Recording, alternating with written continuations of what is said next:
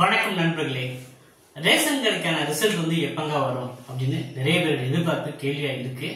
சமீபத்திய அமைச்சர் பெரியகருப்பன் அவர்களுடைய பேட்டியை கவனிச்சீங்கன்னா தெரியும். நமக்கான ரிசல்ட் ஒரு சில தினங்களே வெளியாவதற்கு நிறையவே வாய்ப்புகள் இருக்கு.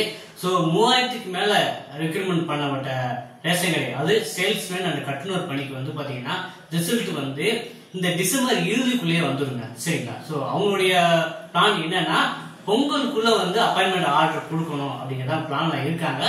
அதாவது ரிசல்ட் பாத்தீங்கன்னா இந்த மாத இறுதிக்குள்ளே நமக்கு வர்றதுக்கு நிறையவே பாசிபிலிட்டிஸ் இருக்கு. சோ ஏன்னா பொங்கலுக்கு பொங்கல் தொகுப்பு தொகை, அப்புறம் பாத்தீங்கன்னா பொங்கல் திங்ஸ் எல்லாம் கொடுப்பாங்க, பொங்கல் பொருட்கள் எல்லாம் கொடுப்பாங்க. சோ அதுக்குள்ளாவே இந்த ரெக்ரூட்மெண்ட் ஃபில் பண்றதா அவங்க அப்பாயின்மெண்ட் கொடுக்கறதா பிளானா இருக்காங்க.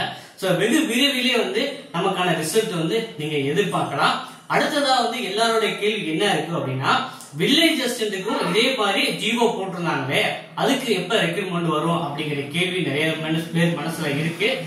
சோ அதுக்கான அப்டேட்டுமே பாத்தீங்கன்னா வெகு விரைவிலே நமக்கு வரப்போகுது அப்படிங்கிற செய்தியும் உங்களுக்கு தெரிவிச்சுக்கிறேன். சோ ரேஷன் கடை ரிசல்ட் எதிர்பார்த்த காதல்களுக்கு ரொம்ப மகிழ்ச்சியான செய்தி தான்.